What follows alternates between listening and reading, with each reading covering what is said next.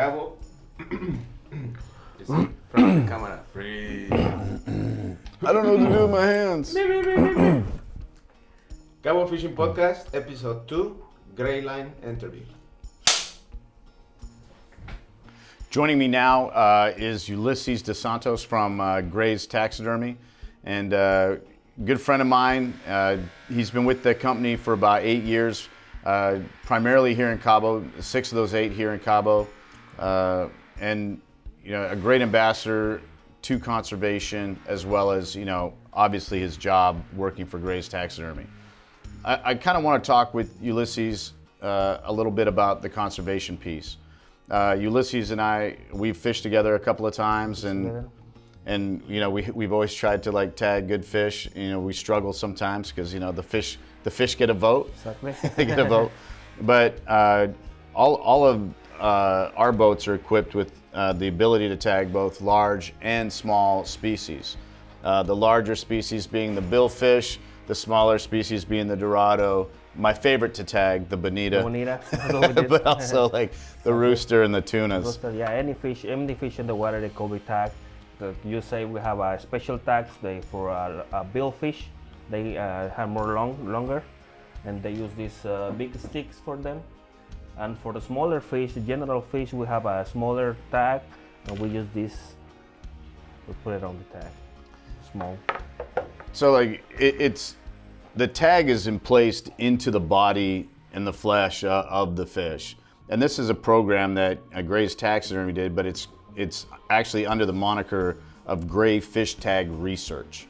And I love the name because it's the key word there is research. How can we learn more about these fish? How can we learn more about protecting them, the waterways? And tell us a little bit about how that project came to be, and some of the exciting things that we've learned from tagged fish, and how that's affected how we fish going forward. Yeah, exactly. Like you said, the Gray Fish Tag program is from the States. It's a partner program from Gray Taxidermy. Our manager is Bill, and then the program is the research is we need to find out where the fish moves and how long it takes to move. And the good thing about this is you can have fun. You don't have to kill the fish, so you can tag it also, and you can name your fish, set the location where you caught it, and give it back to the water. I mean, that's the fish can be alive for more years, and you guys have fun catching. No, I'm super excited. Anytime we get to tag a fish, because egotistically, you get to name it, right? Yeah, name it. You can come up with a really cool name.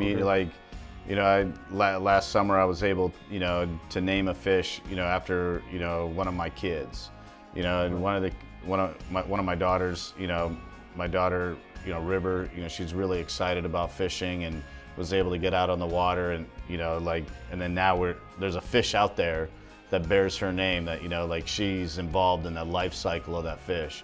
And it's super exciting for me. And recently, we did one, and it's just cool when someone gets that. It prolongs the life of that memory, right? It prolongs the life of that, and it's a subtle little thing.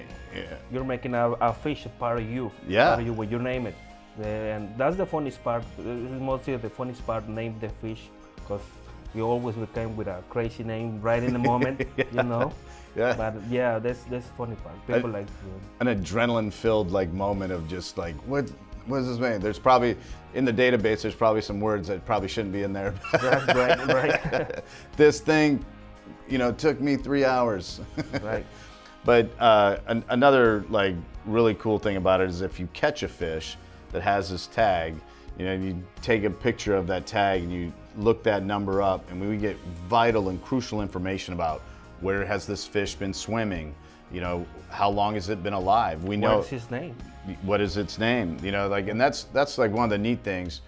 The striped marlin. I'm going to speak specifically about the striped marlin here because we have a very special fishery. They're present year-round, and the Kajikia Audac, the scientific name, I guess, for striped marlin. Like, it's a cool fish. I mean, in the water, it's just so stunning. Like the fluorescent blues with the dorsals, and then when they flash, you see the actual striping. I mean, it's really majestic and a sight to behold. But it takes a long time for them to age sexual maturity. Like, it takes years for them to be able to reproduce. Although they grow quickly, you know, they might not be ready to reproduce. And if we kill them before they reach that age, we're really not allowing that next generation into the ecosystem. Absolutely, you're right. Yeah, you have to catch and release. We always promote the catch and release. Also, great taxidermy, you know, we make fiberglass replicas, so we always start with the customers. We got these flyers, so we give to them in the morning. So we always in the catch and release thing. Yeah, one of the things that's like really surprising about this species is, as long as I've been fishing here, which hasn't been very long, but as long as I've been fishing here, a really big striped marlin was 200 pounds. Like a really big, like that was a monster. It is a monster. But because of overfishing, like that's as big as they're getting now. Yep. They can get up to 500 pounds. They're almost as big as a blue marlin. They can get almost as big as a mature blue. And that's what's like really sad, is like these fish are being shortchanged the opportunity to get as great as they can be because of overfishing. The catch and release thing here in town is super important because we're trying to change a culture. Now, some great companies, you know, have partnered with Gray's, you know, to do this. Obviously, Red Rum. Pisces is, you know, probably one of the oldest, well, the oldest company here in Cabo, 40 years. They're big advocates, you know, and, you know,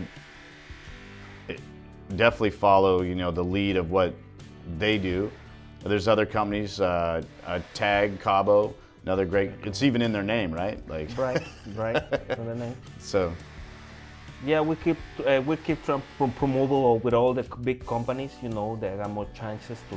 They got like 5 boats every day, so they got more chances to tag a fish, and that especially with that companies like your company, Red Rum Sport Fishing, that we always catch and release fish. Yeah.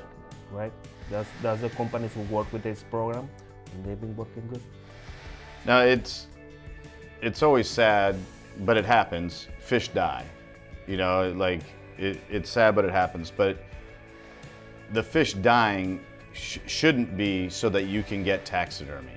And I hear it all the time out on the marina. I hear guys, you know, being told, oh, you know, for you to get this mounted, you know, we have to bring it in. And that's just not true. So like, let's talk about the actual process of having a artistic replica being made through Gray's. Okay, so we start, our shop is located on Florida, Pompano Beach, Florida. At the shop we have a previous mold from, it was being taken from a real fish a long time ago. We have over 1,000 molds at the shop, okay? So every fish, every species, we have a different mold on each size. Every inch we have a different mold for that fish.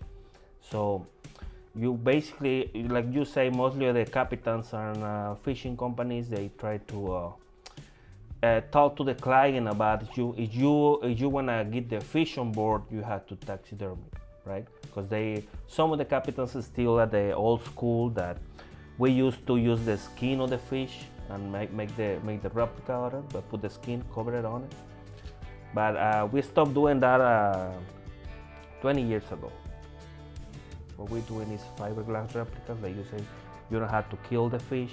All you gotta do is tell the mate to get a tape metric. All the boats here in Cabo or in any part of the world, they have a tape metric aboard.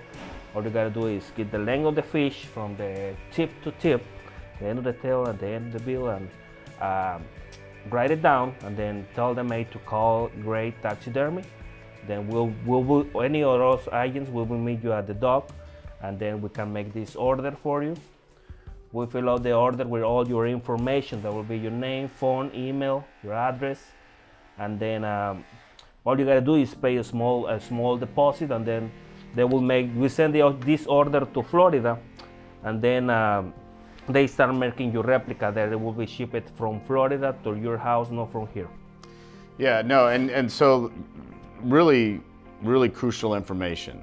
Like, take measurements, take pictures. You know, because sometimes there's like very unique things about that fish. Exactly. And so you're able to take that information, that data from those photographs, and then submit it to the artist in Pompano Beach. Exactly. And you know, it only takes a hot second to do. Yeah, and and you're gonna get a picture anyway, right? So you get like this moment captured on film, and then you get like this data that we need to make the replica. Right. The neat thing about all of that is they're very precise. You know, like the fact that all these separate molds have been taken in these different positions, like over the years, to make sure that they can capture the species the best way that they can. Well, this is our Ian Hall. This is the owner of the company now. I believe that picture has been here in the office, but that picture I think it's been taken in the 80s, maybe 90s, from a real Miley. They bring these two guys from Florida to, I think it's Puerto Vallarta right here. They're taking the molds. They take these molds to the US.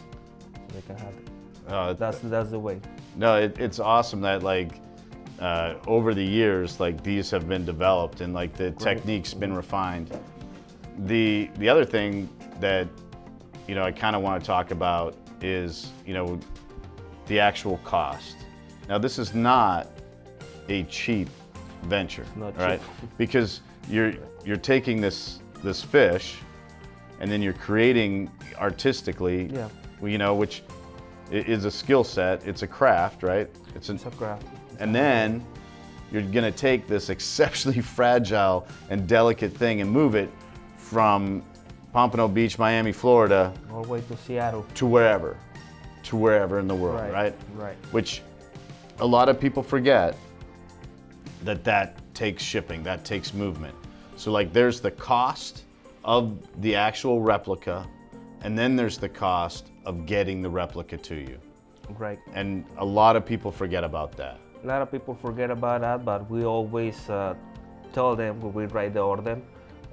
Actually, the order says credit and ship. It is not included on the price. We only charge you for the mount price. You get a 40% deposit buying the boat at the day, and then after that, our customer service from Florida, they contact you by your email or phone number. They call you so they can collect the rest of the balance, and then they will let you know about how much will cost you the shipping and the credit to your place. All right. What is the wildest fish that you have heard of or witnessed being made into a replica? Well, I mean, unfortunately here, when my area, I'm in the sales department here in Cabo San Lucas, we don't have that many wild species. I mean, this guy right here, Trimalin, is the 80% of the sales here. Then the Dorado one. But we got a treasure sharks mounted, you know, they have a big tail. Yeah, that must be gorgeous. Yeah, we have a couple of those mounted in a year. I saw something the other day that I have not really seen a lot of. I've seen onesies and twosies of a thresher shark jumping, but last week I saw probably 30 thresher sharks jumping out, and it's wild to see because that tail's so long. Like a tail's a third of their body length, right? Right. And it comes out and it's it's like wild and crazy. Like that was super cool, and I love when you see something unique like that, and you're just like, oh man, I'm like pretty insignificant here on this this little body of water. Right. Like a little tiny, but the no thresher sharks, mako sharks, hammerheads. Hammerheads we have. Yeah, no, like isn't that wild? Like people, it's super cool, like because that's unique. Unique, exactly. Definitely when they caught a shark like treasure shark, and that's a unique fish, you don't see that out here every day, so they just get it mounted straight right away. Right. Even the captain, so maybe that's the first shark for the captain. For real? Yes, for real. Yeah. No, like that's one of the neat things is like, you know, I have a couple of Grays mounts obviously, but in my office back in Texas, I have a tuna that y'all did for me that I caught in Panama. Okay. And man, one of my favorite trips of my life. I also caught a rooster on that trip, but it was my first rooster. But I didn't get it. I didn't get that one mounted because it was like, I should have, but it was like this big. It was a little cutie.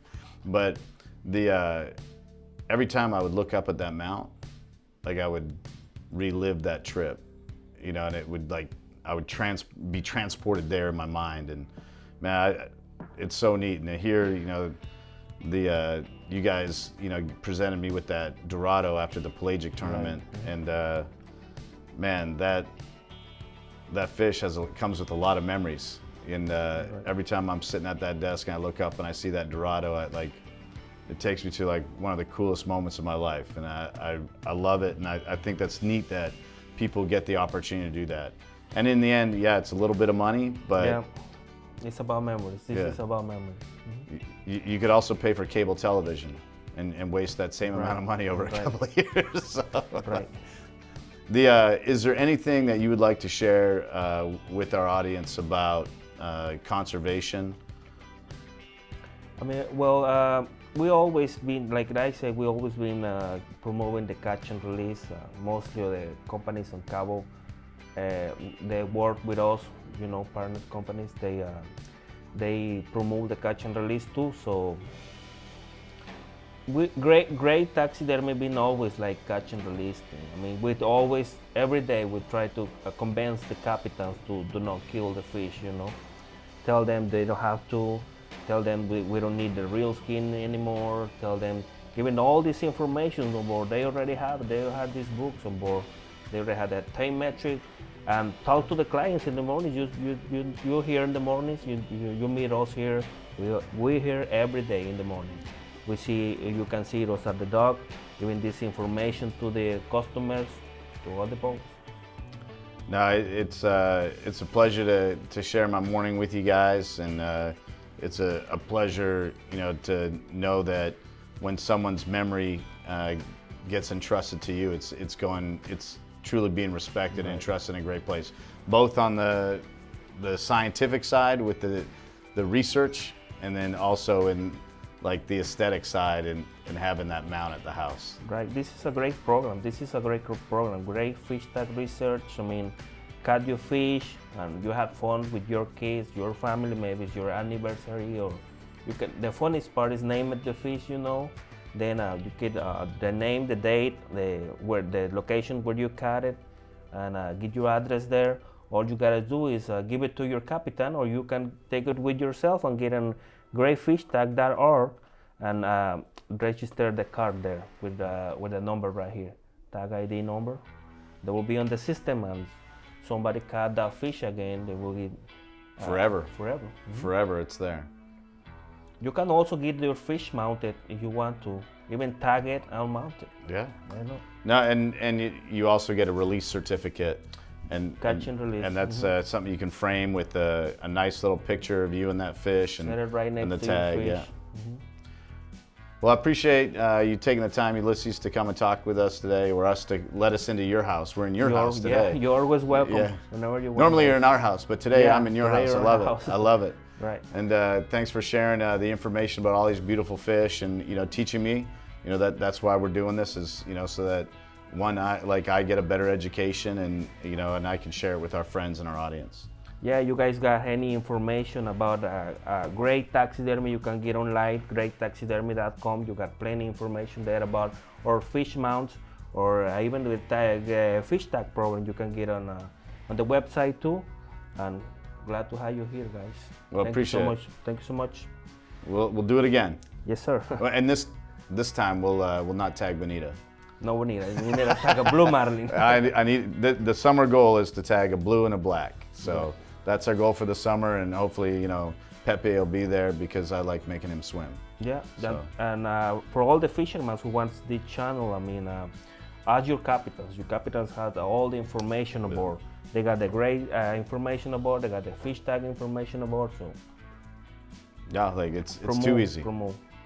So you will meet us at the morning by the docks, giving all this information, the catch and release information, and you have some. No, like one of the things I try to impress upon all our clients is, you know, like if you kill it, we can never catch it again. So if you kill it today, we can't catch it tomorrow. So tomorrow, hopefully, we're catching more marlin, and maybe we'll see one with the tag, and we'll learn a little bit more about it. Right. But thanks again, Ulises. Appreciate your time. Thank you, guys. Thank you for coming. See you next time. Finger guns.